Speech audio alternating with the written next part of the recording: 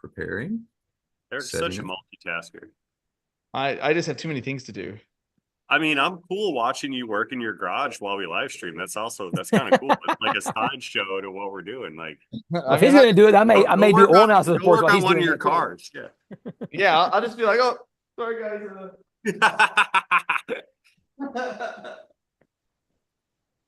I mean, All right. I gotta pull up the video once you start so that I can see the comments and stuff. It's up. You know, you can't prepare until after we're live. That's just tradition. That's how it's Yeah. done. It's up. It's live. So what's going on, everybody? We have Lake, we have Eric, we have Ray, and we are talking about the GM 6.2 L87 recall. And Lake has a lot of information on this. Lake, you want to go ahead and start this out? Yeah, sure. So we were really fortunate that several viewers fed me information from the very beginning, and I happened to have a couple of inside guys that had some insider knowledge that got me some reports. So I'll say the first thing, and this whole thing and how GM is communicated what's going on should like end up being like something in a textbook on what not to do, like how you should not communicate on a very serious topic to a broad group of people.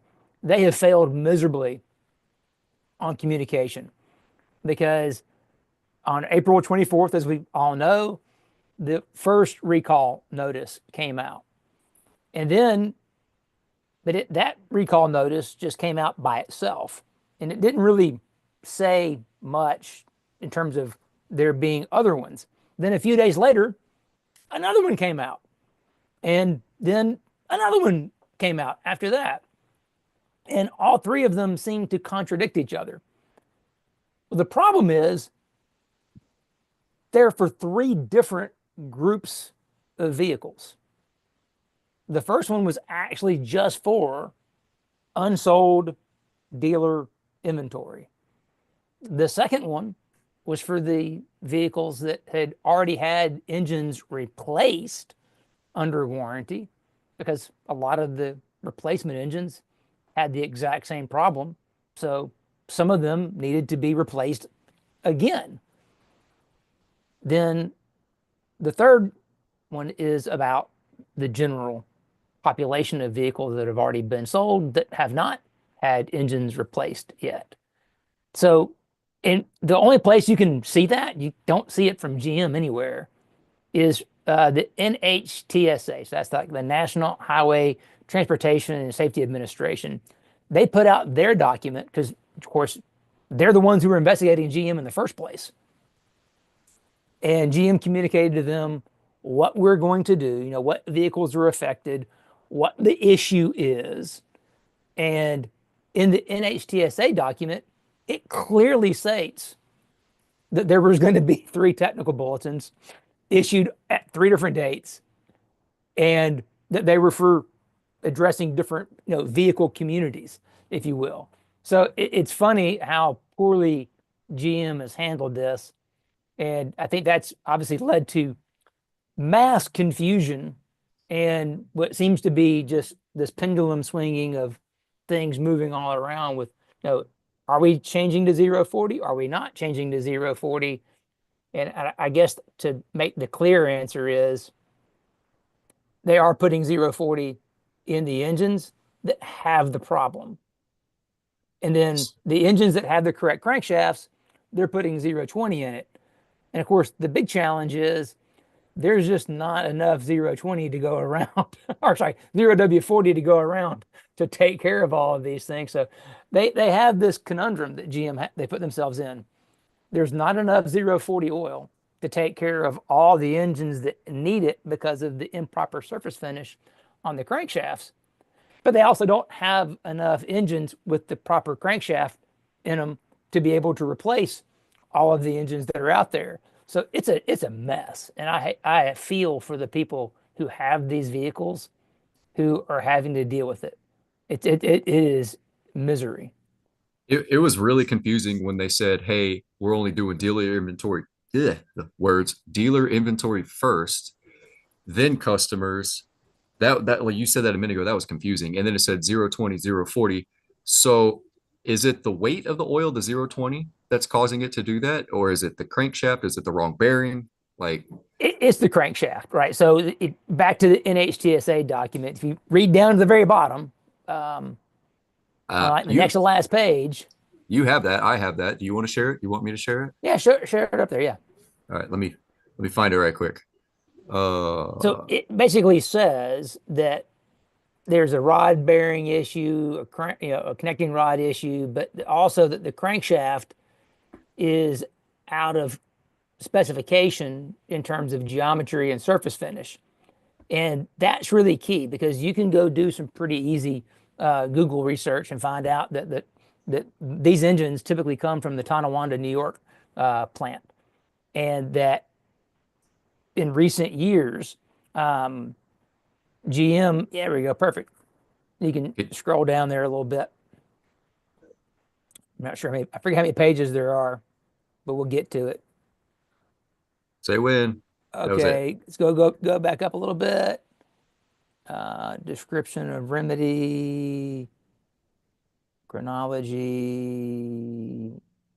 Okay, yeah. Go back up a little bit more. Let's see. Go back up. Okay, yep. Back up a little bit more. Yeah, the crankshaft. Boom. Okay, here's description of the cause. Perfect, right here. Okay, so if you get to that section right there, it says description of the cause. The engine teardown analysis identified two primary root causes, both of which are attributable to supplier manufacturing and quality issues. They're blaming somebody else. Rod bearing damage from sediment on connecting rods and crankshaft oil galleries.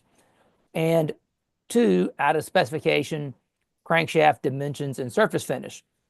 So, like we were just saying, most of these engines are coming out of the Tonawanda plant, and there's articles you can find online that talk about how at that plant, GM is polishing the crankshafts because surface roughness is a key to what you can get away with in terms of oil viscosity. As I mentioned in the video I did about this, that to go lower in viscosity makes a giant difference in fuel economy. But I know from my days at NASCAR, I mean, even one of those camshafts, both those camshafts behind me were, micro polished. So when we were running, 016 oil in an engine that made 900 plus horsepower, we could do that because the surface finish was smooth enough that it would allow us to run a thinner oil without having bearing problems or valve train wear problems.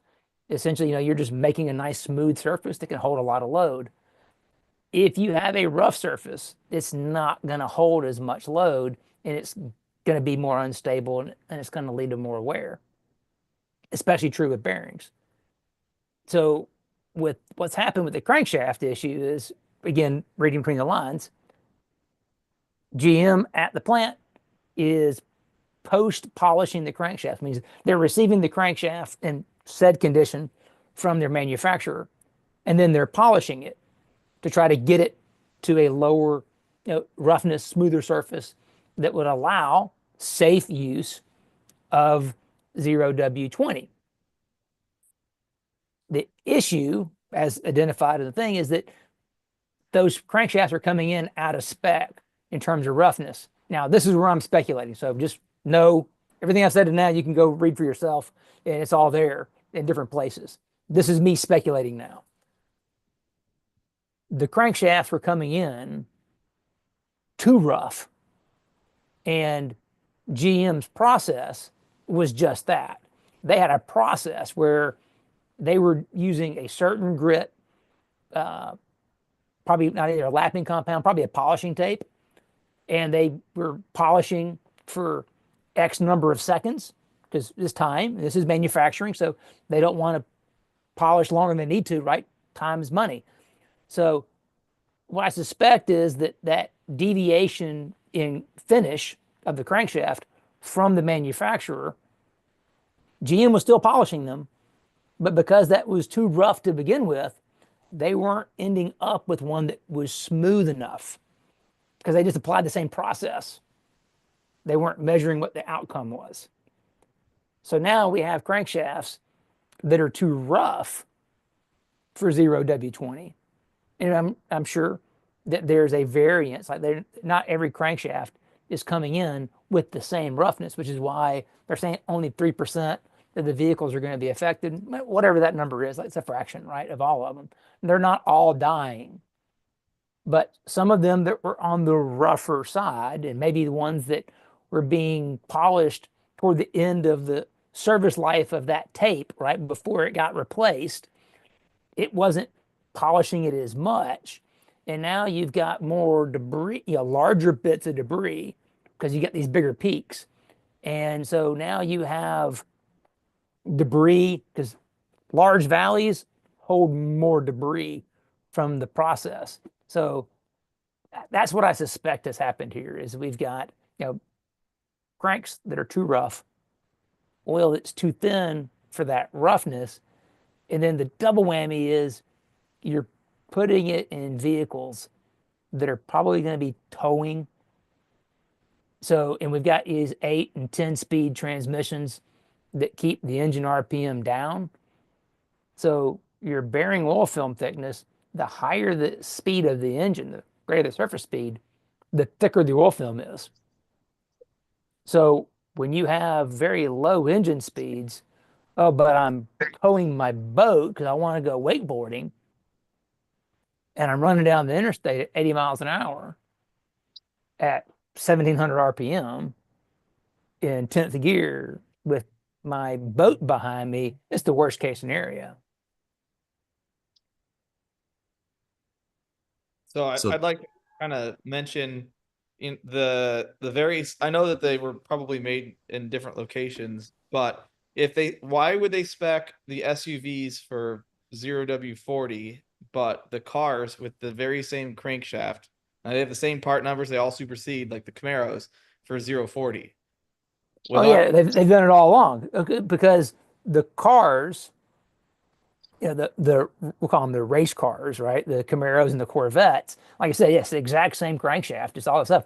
They've been doing the 040 on those because those they already know with the performance tune in those, they suck on fuel economy anyway. They're not getting any, they don't sell enough of those relative to how many Tahoes and Suburbans and Escalades and Silverados they sell. I mean, the Silverados are number one best-selling vehicle. So when it comes to their cafe, it's calculated based on the number of vehicles you manufacture. They don't make anywhere near as many of those cars that call for 040 as the ones that call for 020. So, I mean, at the end of the day, the 020, the thin oil, is all about meeting cafe requirements. And that just reduced their margin of error. Sure. Which now with the situation they got themselves into with production tolerances, they've exceeded their margin of error, and it's going to cost them $1 billion or more, probably. Probably a lot more than they would have paid a penalty on cafe standards, I would say. Yeah. This is a bad decision in hindsight. Yeah. Anthony, you're muted. Yep, I was. Question on cafe standards real quick. Oh, yeah. Sorry, I was muted. Are the manufacturers paying a penalty if they don't meet the emissions numbers, or do they? Yes. Yeah. Or so it's more of a fine, not a tax break. It's like a fine. Yeah, it's an absolute fine. Okay. Yeah, that's one reason why, like in the past, things like Porsches and Ferraris have cost so much money in the U.S. is because they typically don't meet the CAFE requirements, and the fine is just built into the cost. Like you can go to the EPA website and you can go look at the fines, and you can see how much each manufacturer is paying in it's like CAFE fines. It's like per 10th of a mile per gallon, like estimated over, or like I guess under what the target is for the size of the vehicle, because they consider wheelbase and track. Yeah. There's some weird math, right? Yeah, which is actually incentivizing manufacturers to build larger vehicles because the penalty is lower. Yep. So somebody just asked, so who gets the bill? The shareholders, the customer? I mean, So For the cafe?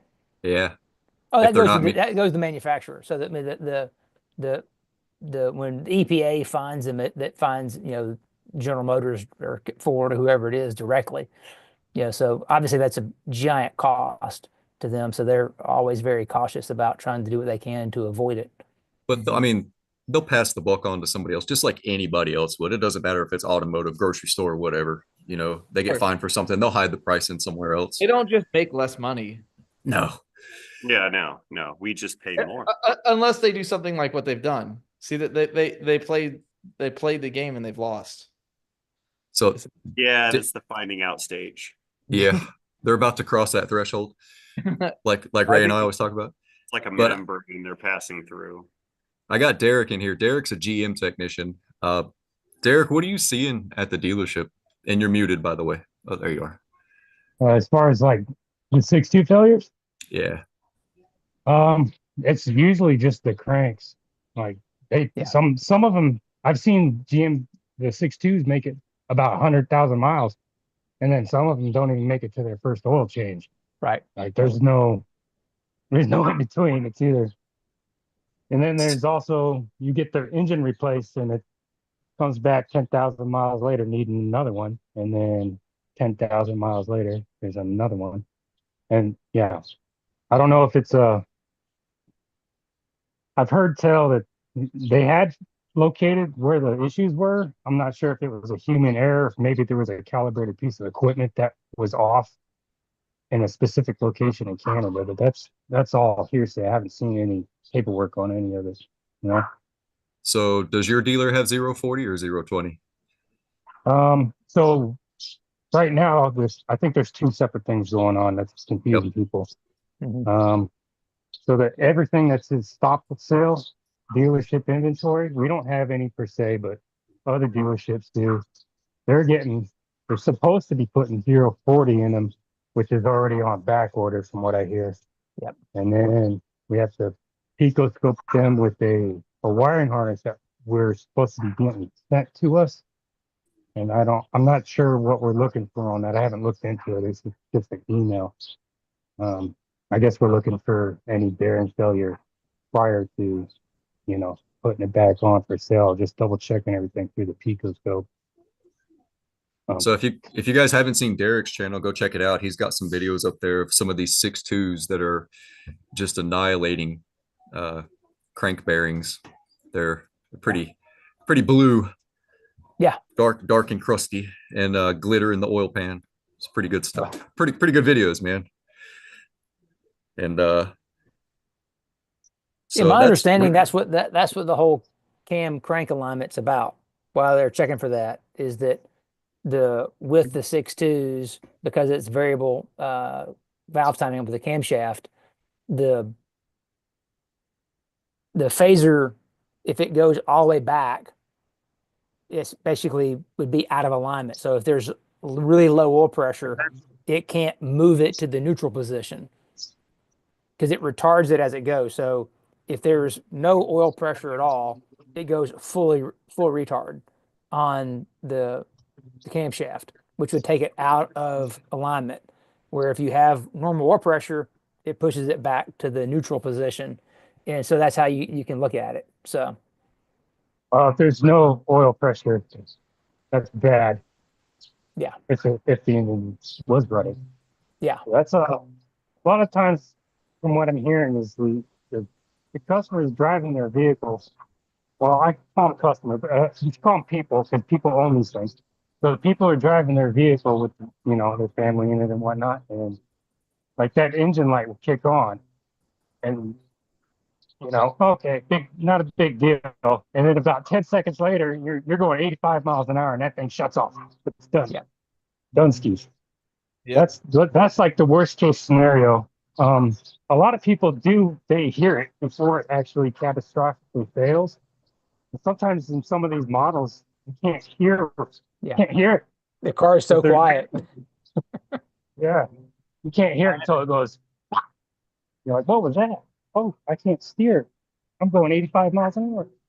Yeah. So, A buddy of mine is a GM tech at a Cadillac dealer here in town.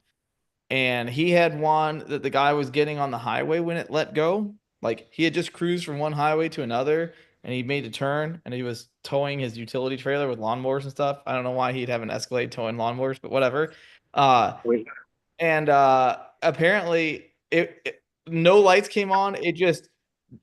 It sounded like an explosion. The thing it shut off. He lost his power steering. He lost all kinds of stuff. Had very little brakes because Right. manual brakes at that point. And he pulled over to the side, and so they got a tow to the dealership, and it actually launched a center section out of the crank between two mains. It broke the crank, launched it through the block, and put a ding in the top of the differential. And they found it Nice. at the top. Yeah. oh wow, that sucks, but I would have loved to have seen that.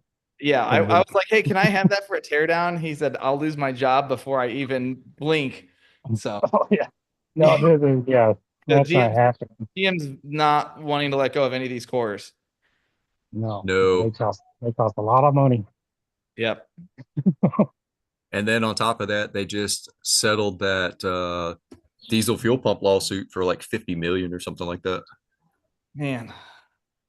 And this they released that, would you say, Derek, like April or something like that? It's right around the time the recall dropped is when they settled for the diesel fuel pump failure. Um, the earliest source I found for that was in April, but it's kind of covered up by the big the big recall. I don't know when that was settled. To be honest, I can't actually give you a date on that. I know the No. picture that you sent me that I sent to Ray and then I did a short with, that was actually dated for today. But Yeah, that was dated for today. I don't know how like I found that on Google when I was browsing my Google yeah. web browser. So you know how those sources are. So I'm not sure. They just are, feeding off the the news that's going on and the current events, I should say. So I guess what people are trying to ask is I get emails all the time about it, and I'm not even a Chevy tech, is do I run 020 or 040? How do I know which one to run? I Well, can't answer that for you. since you can't find 040, right? I mean, it's just Right. I got an email this morning from oil industry stuff. They figured that for the existing fleet that's being affected by this recall, where they're telling them to put in 0W40 as opposed to 0W20, that constitutes demand of 570,000 gallons of 0W40 for the rest of this year. That's just this year. Wow. That's a lot of oil. That's a lot of oil, right? Of course, that drops the demand for 020 by 570,000 gallons. So people are going to be scrambling, right? I feel bad for like all the Porsche and BMW and Mercedes guys that go to Walmart and buy their 040 European car oil, because all the GM guys are going to be going there and snagging it from them because there's nothing to get at all, right? I'm not happy about that. Yeah. All right, it's going to go away. So I guess the reality is this, and we were chatting about this, before we went on air. 5W30, Dexos 1 Gen 3 5W30 is going to do better than a 0W20. And in fact, a pretty shear stable 5W30 will have about the same high temp, high shear, that bearing wheel film thickness, as a 0W40 does, because 0W40s tend to shear down. I mean, not knocking on Mobile One, but both the European version and the supercar version, we've actually shown that they're not like super shear stable. They tend to shear down into the high 30 grade range. So you'd be better off, if you can't find anything, just to go buy 5W30. I know the Mobile One truck and SUV is a pretty shear stable 530, but I mean, yeah, you're better off of that. I mean, I did an analysis for a customer tonight that's been back and forth because of all of these issues in the past. He heard about them before the recall even, had been going between 020 and 530 back and forth just to see, keeping the same brand. So he's not changing brands and changing chemistry, just changing viscosity up and down just to quantify like an A/B test, 530 produces less wear in his 2024 Silverado with a 6.2 liter in it. So there's plenty of 5W30 out there. Yeah, it's everywhere. It's like the Yeah. most common oil. Right. You guys remember when everything was like 530 or 1030? Yeah. Yeah. Yeah, I remember when they made the 3-liter Taurus motor that took 520 and everybody lost their mind because yeah. you could only get it in a sin blend. And Yeah. it was twice as much money. And the customers that were used to $12 oil changes had an aneurysm over a $40 oil change. In a Ford Taurus of all cars. Right.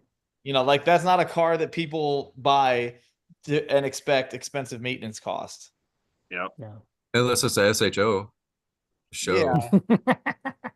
That's Yamaha powered ones were not owned by people that were thrifty because those cars were expensive. So I'm going to screen share this again. Lake, if you just want to touch base on it, or anybody else, Sure. Derek, you too. Let me share this. I just basically started at the top. So you want to kind of go over that, talk everybody through it? Yeah, so this is the actual bulletin that was put out by the NHTSA confirming what GM was doing. And it lists every one of the vehicles that, the model years that are affected. So you can see there's about 79,000 Cadillac Escalades Yep. with that one. And then there's another 46,000, the ESV version. You roll down, and then there's the Silverados, and there's 100,000 of those. Then another 22,000 of the Suburbans that are under that. And then you got 44,000 Tahoes that are affected by that. Then the Sierras and 153,000 of the GMC Sierras. Why is it more Sierras than Silverados? It's the same truck.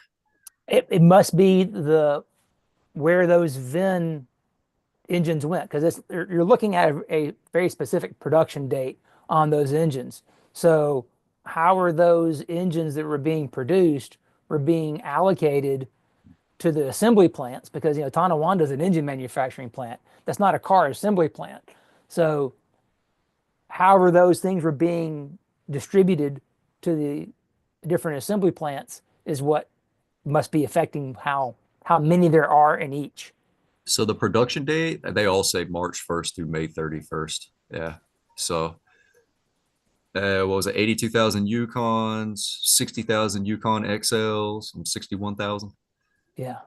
And then right here was the description of the defect, and then the description of the cause. You briefly touched base over that earlier. Yeah, and the guys all mentioned great. I mean, the different things, the customer, all those things that we just talked about in terms of how does it present itself have all been thrown to there. And then so they're saying it's the crankshaft and the connecting rod, and there is a bulletin that GM has sent to the NHTSA basically saying that the crankshaft supplier and the connecting rod supplier have been found to be out of compliance. So the connecting rod part, I'm kind of curious as They what have the that's. same. It's the same rod in a 5.3, and those aren't blown up. So that's, Right. Yeah. I think this is just called covering their butt, right? get out of here. Yeah.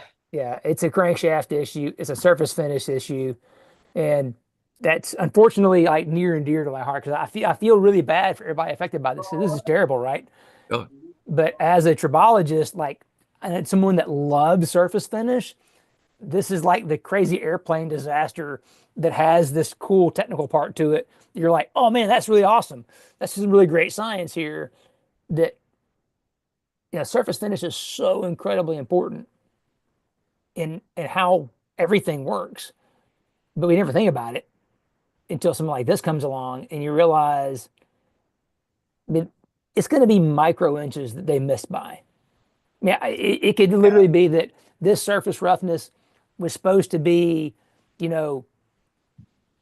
6 microns, 4 to 6 microns, and it's going to come back that it was 7 or 8. That's how much they missed by. And Well, that just goes to show how their margin of error, how lean they're running everything. It just goes to show you they're not leaving any room for error at all on the table. Nothing. right. Tolerances are small. Yeah. And that is, I think, why we're seeing cars that people are not feeling they're feeling like modern cars are not as reliable because and it's not just GM, it's every manufacturer. Right. Let's be honest here. Every Oh, yeah. manufacturer done stuff like this. It's just right now in the news is General Motors. That's what it is this week or Yeah. month. Yeah, the Hemis are just as bad. Oh yeah. I mean, they're horrible. I mean, it's just like know. at least I can see a good oil analysis report on an L87, like the one I saw today from our customer. His looked great. I mean, it's picture perfect. So he's good. He puts 530 in his engine. Everything looks great. He was golden. Somebody But asked that earlier, would a oil analysis catch this before it happened?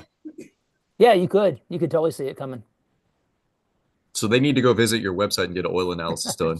I have too many customers to do already, but yeah, if I could not handle 900,000 oil analysis off the bat, right? But I mean, You'd have to expand. yeah, I mean, the fortunate thing is, there's a Caterpillar dealership probably near everybody, right? And you can go to Caterpillar and go get an oil test done, for pretty cheap, and just look for copper and lead. If like you see copper and lead in the double digits, you're in trouble. That's a pretty simple answer right there. Yeah, 'cause that's what it is. I mean, you're looking at bearing material, and if the copper and lead are literally double digits, if either one of them are in the 20s or higher, you absolutely have a problem, and you need to change your viscosity of your oil right away. And I mean, that would be a good safe practice for anybody that has one of these engines and you're not going to be able to get it replaced for a while. Yeah, go ahead and change your viscosity of your oil. That's smart. Do that right away. And while you're doing it, if you can get an oil analysis done and check to see, am I in trouble? Was there already damage there? Should I avoid towing and things like that? You can at least get some kind of idea on what's going on. I kind of feel like, and I've torn down enough engines that are on the cusp of coming apart or just had come apart. If a bearing is coming apart, the ball is rolling down the hill.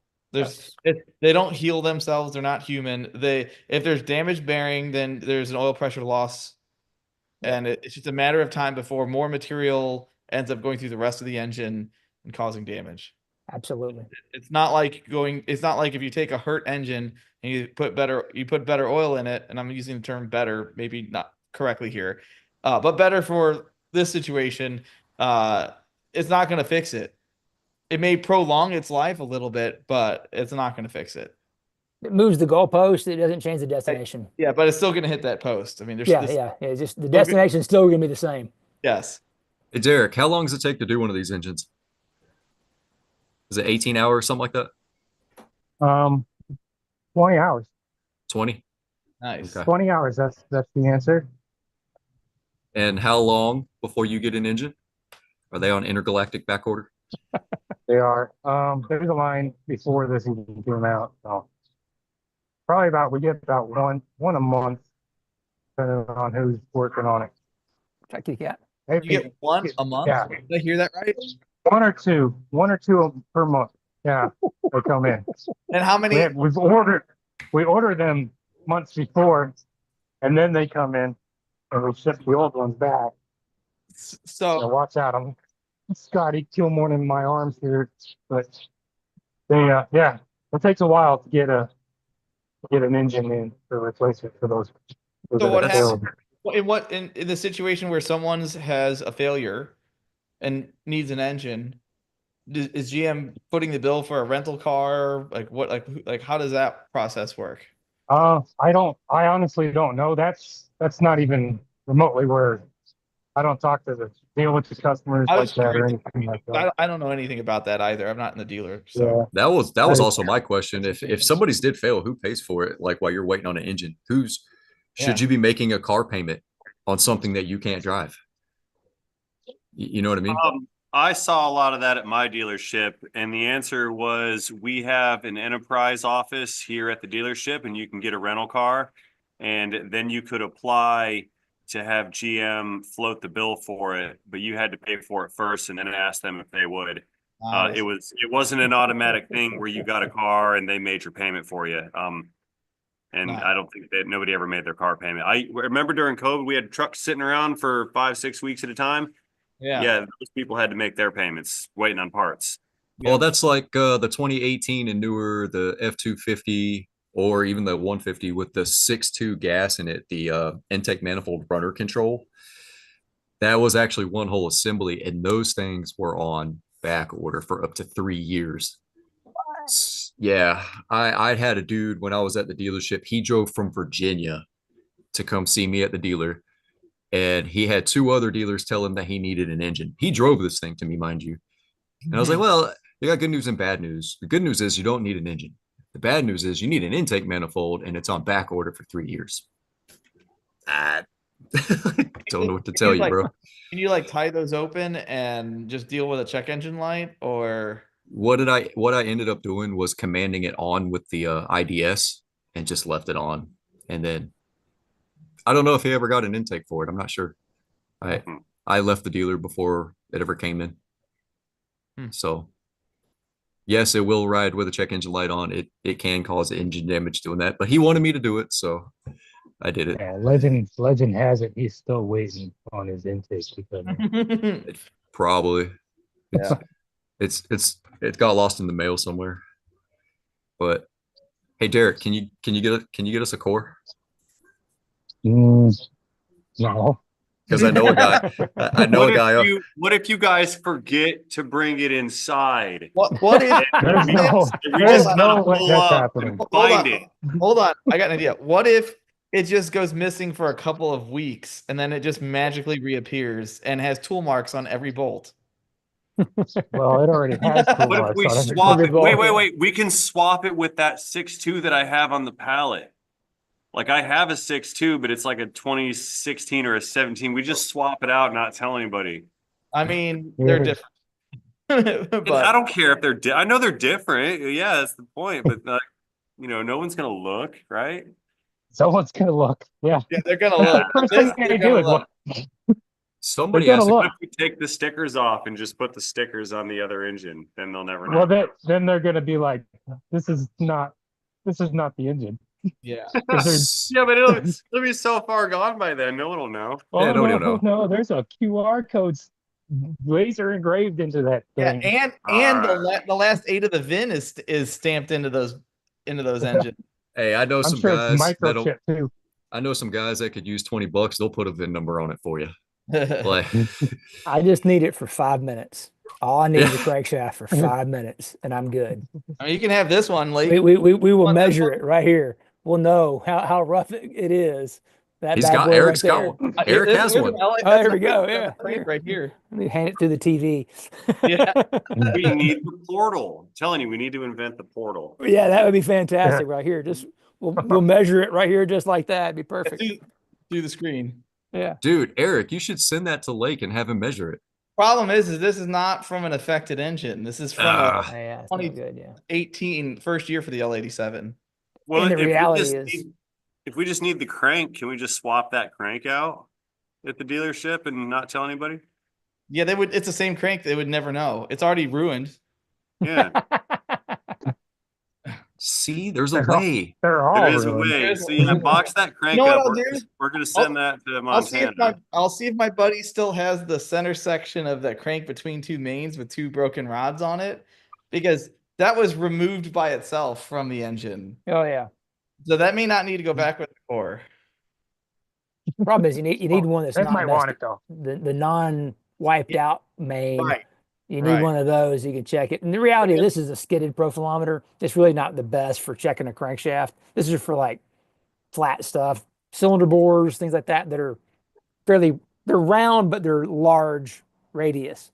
When you get into stuff that's small radius, like camshafts and crankshafts, it's a little bit tougher to get that little bitty diamond on there. That makes sense. If the Somebody- cam's easy because you can put it on the side, so you can get it from the side pretty easy. But with the fillets on the crankshaft, it'd make it hard. You need a Yes. skidless one that can put the needle in there and do its thing. Robert said, put it back on the shelf like the auto parts stores do. Oh my gosh, man. Spray I painted mean, silver. yeah. We have seen some stuff. We were back at Gibbs and we were doing some work with one of the companies out west. Autos, they had there was a supply warehouse that did all hard parts, so engine hard parts out in Salt Lake City. and AutoZone sent back everything they had in their system to because they were basically closing out something and they did this return. They sent back like 16 truckloads of stuff to this place. And you start opening the boxes and like literally the box would have been say that maybe it's a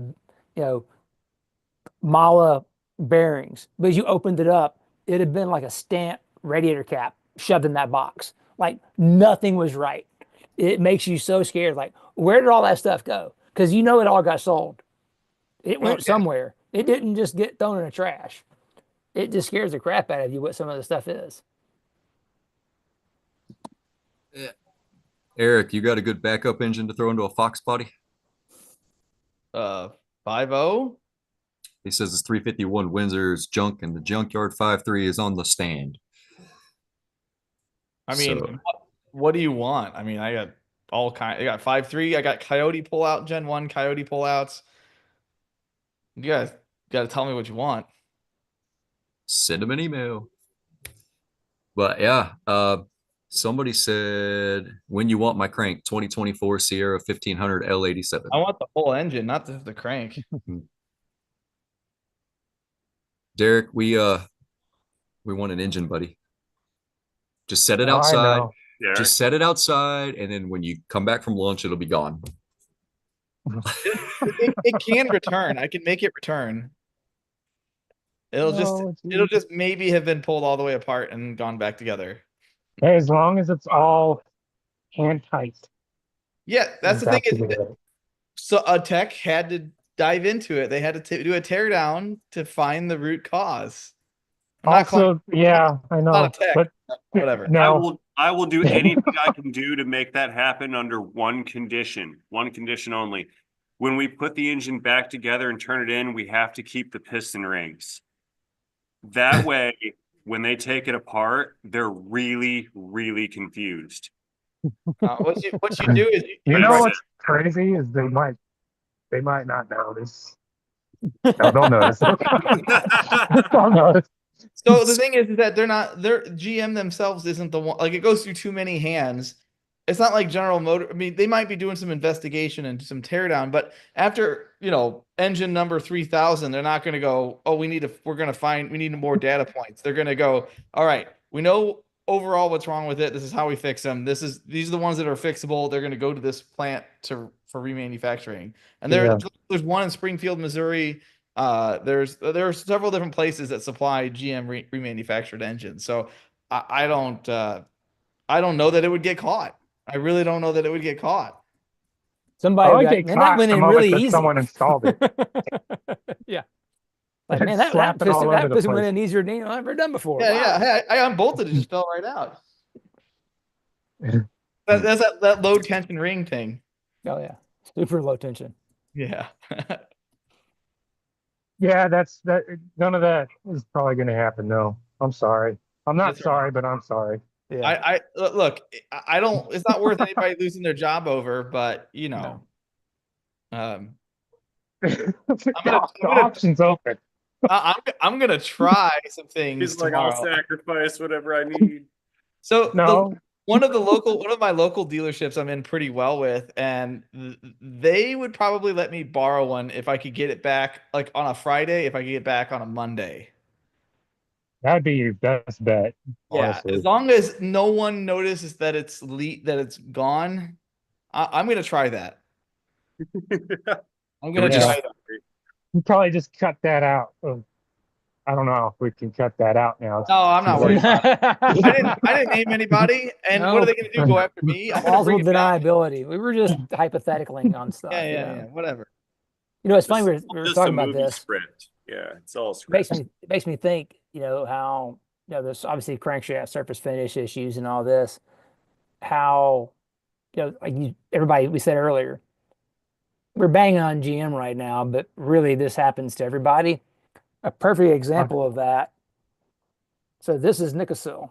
If you took a section of I know what a that is. Nicosil liner and you measure the roughness and you blow it up, this is what Nicosil looks like.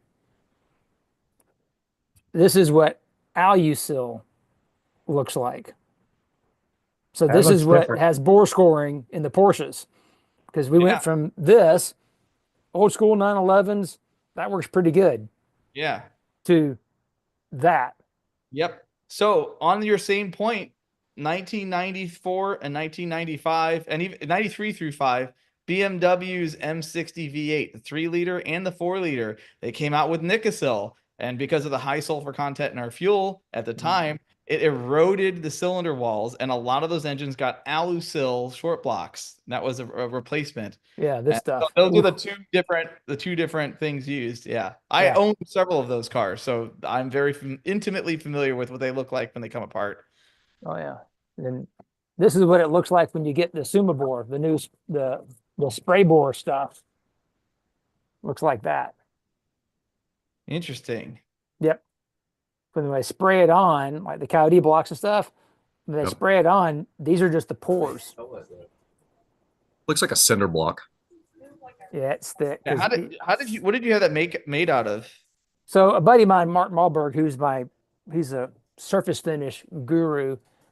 We use this software to run the profilometer.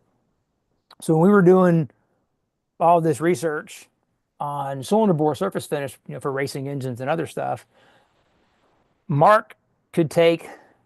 So this thing was call this the 2D. So you can see that little diamond tip, tiny little diamond tip there Yeah. on this. So it creates a two-dimensional picture. There's a three-dimensional one that uses light to scan and will create a three-dimensional image. So these are three-dimensional traces of actual cylinder bores. So this is a 1 millimeter by 1 millimeter square blown up to 4 inches by 4 inches. That's super cool. Yeah. So like, here's what we were doing surface finish wise for a race engine. So a good race engine, this is what your crosshatch looks like. Really nice defined, good plateaus on top. Whereas your typical OEM production finish looks like that. So there's a lot of peaks on that. It's real rough, not a lot of fun. Generates a lot of wear debris during break-in, but you can put a hard ring in it and it'll break it in. This, you got to get your surface finish right and your ring right, break in oil right, and do all the dyno testing. But this will outrun this every time. This is awesome. This is junk. And then you've got this abomination, which is horrible. So what's the crankshaft look? That's just a cylinder, right? These are just cylinders, yeah. So you figure, the crankshaft should be looking like something closer to this, but not with those giant pores in it, obviously. Yeah. But if they ended up with something like that, bango, you're dead meat. So I wonder if that's what was happening. They didn't, like you said, polish it correctly, or like Derek said, maybe the tool wasn't Something. changed out and it ended up not being smooth like it's supposed to be, I guess. Yeah. When you have a bearing failure that's happening like within these engines, and it's not happening with some crankshafts and it's not happening with the other, well, we all know there's tolerances, right? So some engines, think about bearing clearances. There's a pretty wide range in tolerance. So if you have, we'll call it the tolerance stack in the right direction, where maybe this bearing is a little bit looser on the clearance, which when you have looser bearing clearance, it puts more of the load in a smaller area. And if that smaller area happens to be rougher, you're going to have not enough oil film. And then that would lead to a failure. So it very well could be that you have that stack of rougher surface on the crankshaft, looser bearing clearance. Maybe that's why they're throwing the rod guys under the bus.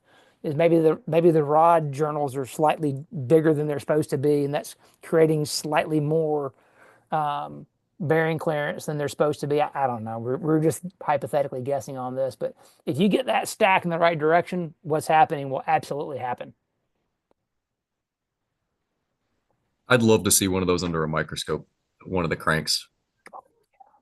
Oh yeah. I like looking at Derek's on the videos, man. They're purple and blue and brown and stuck together, and it's like a rainbow. Uh, the oil Yeah, pan the looks one, pretty with all that glitter paint.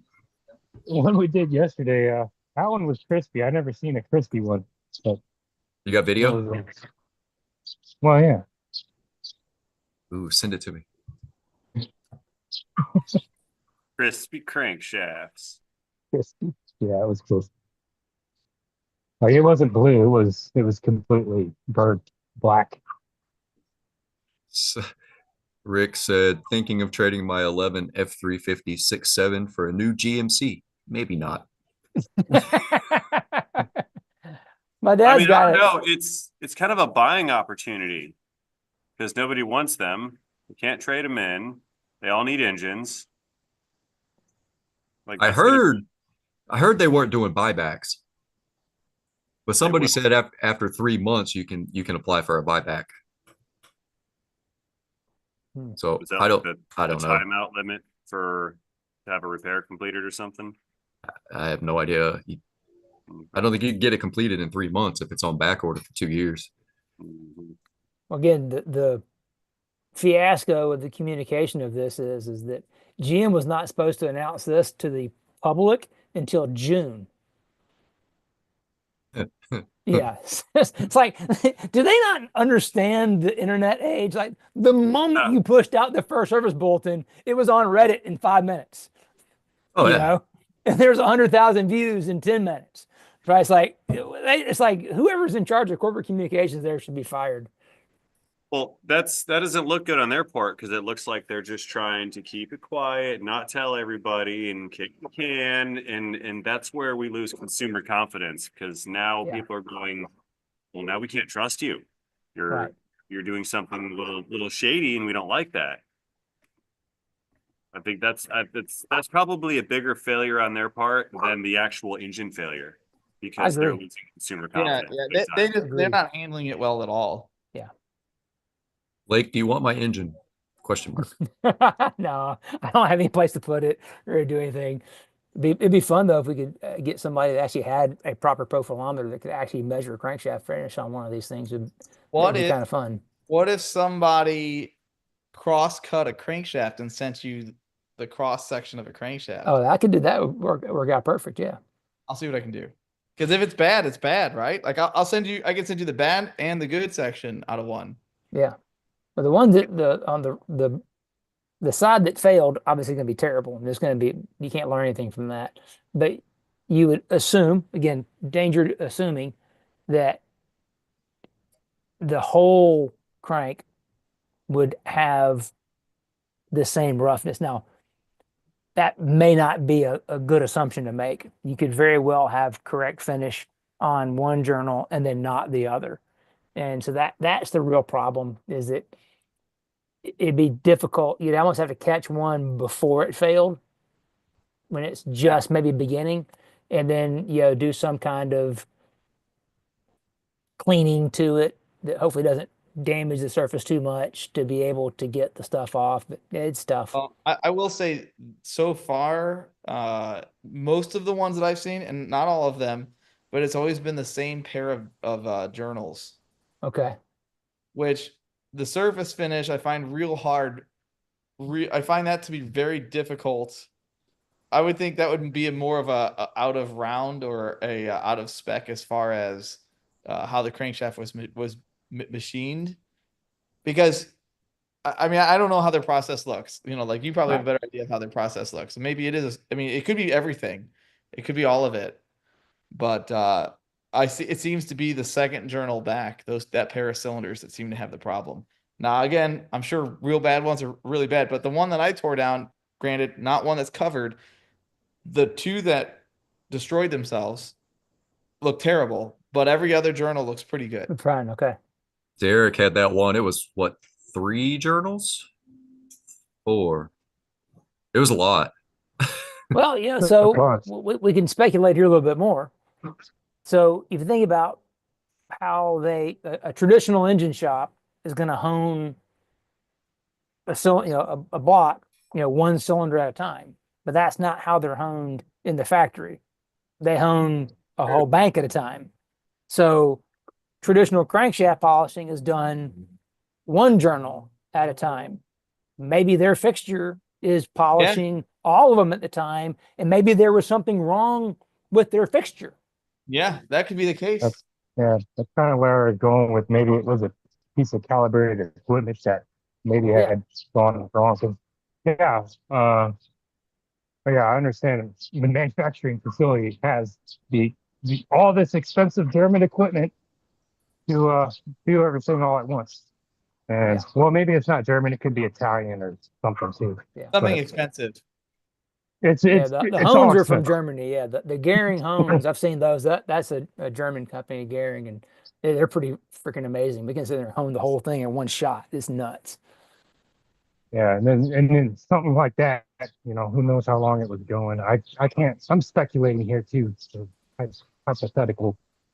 But yeah, that one or two journals, maybe that piece of equipment was out of calibration, and it's nobody knows where it's all at. So Hey guys, I'm gonna Yeah. have to cut this off early. I gotta go have dinner with the family. It was All a right. pleasure. Thanks everybody. I'll see you guys all right, later. bud. Yep. Later, bud. Later. See you. So, sorry, multitasking. So basically, it just boils down to certain engines machined incorrectly or just faulty machining. So the ones that pass, they get 0.20 put back in them. 040. 0.40. Yeah. According to the NHJS bulletin, so that's what the government's saying is that bulletin I sent you, they're saying that any of them that pass the test, the crankshaft deviation detection test or camshaft deviation test, if it passes that test, it gets 040, which is why they're saying that that's going to call for like 570,000 gallons, according to the government. So what the government's been told by GM, this is what they're doing. Is the 0.40 supposed to kind of hold them over? Yeah, it's a Band-Aid. It's a Band-Aid until they can get enough engines to cover everything. Because I think the long-term story is all the engines are going to be replaced. That's a lot. When it's all said and done. Yeah, but they can't the do them all. recall's pretty vague. Pretty vague on that. Well, they're not vague, but they're indirectly saying that everything's going to get replaced. Yeah. But that's how I read it, or deciphered it, I should say. Yeah. Oh, it's still unfolding, I guess you could say. But that actually shed more light onto what's going on. Oh no, it'll be going on for a while. Yeah. Lake, thank you for clearing up the confusion on that. Talking about this. Probably for the next decade, we'll be talking about this. I said probably for the next decade, we'll be talking about this. Oh, you'll be doing engines on this in the next 2 years. Well, no, I think that's how long it's going to take to address the situation, in my opinion.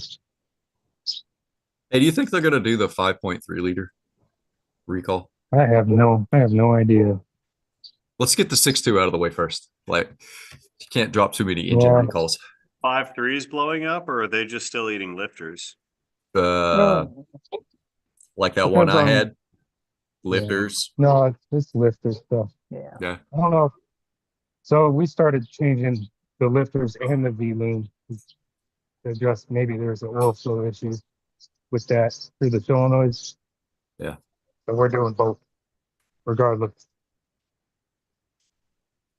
Is it a different lifter, or is it the same lifter, just new ones? So, it's the same lifters for the AFM. Yeah, they're the same.